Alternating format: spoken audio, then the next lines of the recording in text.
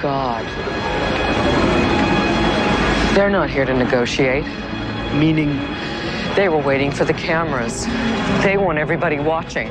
Terrorists plan attacks on New York City as FBI agent Denzel Washington, CIA operative Annette Bening, and Army General Bruce Willis join forces to combat the threat in The Siege. And that's one of the new movies we'll be reviewing this week on Siskel and Ebert, along with the restoration of The Wizard of Oz. I'm Roger Ebert of the Chicago Sun-Times. And I'm Gene Siskel of the Chicago Tribune. Our first movie is The Siege, an exciting, thoughtful film about combating terrorism. Of course, we have been down this road before, many times before, even with the same actors. Remember Bruce Willis in the Die Hard series. But the material has never seemed this compelling before because The Siege, with its story by Lawrence Wright, actually has some ideas in it. And the physical production, directed by Edward Zwick, has a sense of authenticity.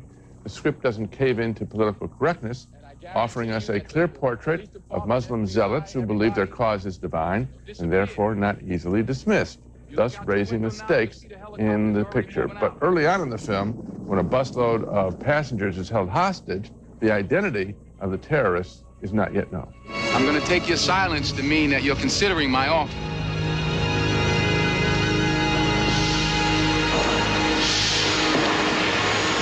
Watch, now we just get it.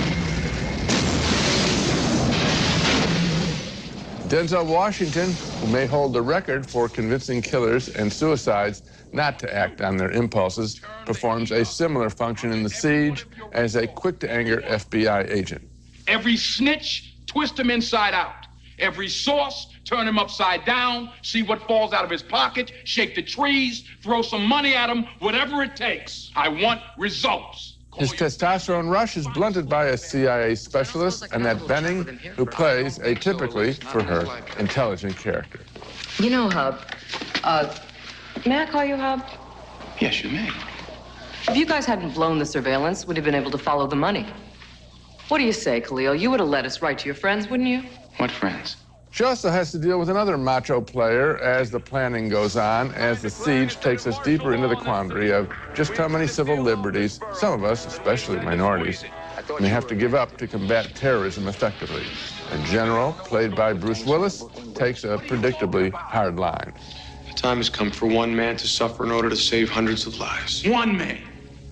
What about two? Huh? What about six? How about public executions, huh? Feel free to leave whenever you like, Agent Hubbard. What I like about The Siege, other than its energy, and it really moves, is that it did allow me to spend a couple of hours thinking seriously about the terrorist threat and, frankly, what a difficult, if not unsolvable, problem it is.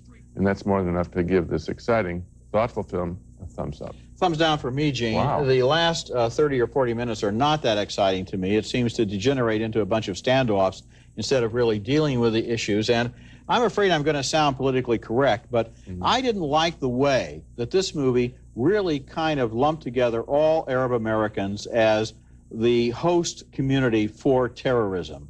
I don't think you could do that with any other ethnic group in America, and frankly, I don't think there's any studio that would try. But these are now the whipping boys, and I think that the movie has a very important message that it walks all around, and you even said in what you just, in your comments just now, right, how many civil liberties will some minorities have to give up in order to combat terrorism? The answer should be none. Oh, you think that it's wrong to, well, first of all, Roger. It's wrong to intern all Arab Americans because 20 of them may be terrorists. Well, first of all, Roger, we're reviewing a movie here. Yes, we're not but you reviewing seem to American approve policy. of the movie solution, and I don't agree with the movie solution. I didn't say anything about the movie solution. I didn't even talk about the movie solution. I talked about making me feel this is a problem that is very, very difficult to handle. Yes, and when it a movie, is. yes, and when a movie can do that, that's unusual. Well, now, let me just, to move the subject a little bit, did you feel a little uneasy about the fact that they used President Clinton as himself talking about the actual missile strikes against terrorist bases around the world in this fictional movie, which seems to almost suggest what could happen next?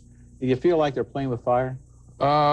I think that obviously this issue is playing with fire. Of course, they're playing with And fire. should that be done in a thriller, or should it be done in a more thoughtful film? I think this film was thoughtful. I mean, the issues are there in this picture. You say you're uneasy. You say you may be being politically correct. I think you may be. I mean, if you're going to make a picture about terrorism, what country would you suggest should be the host country? Well, I don't think there's a lot of Canada? Some Arab countries Iceland, are like friendly that to us, some are neutral, and some are hostile. Yeah. And this movie just talks about Arabs as if they're all in the same bag.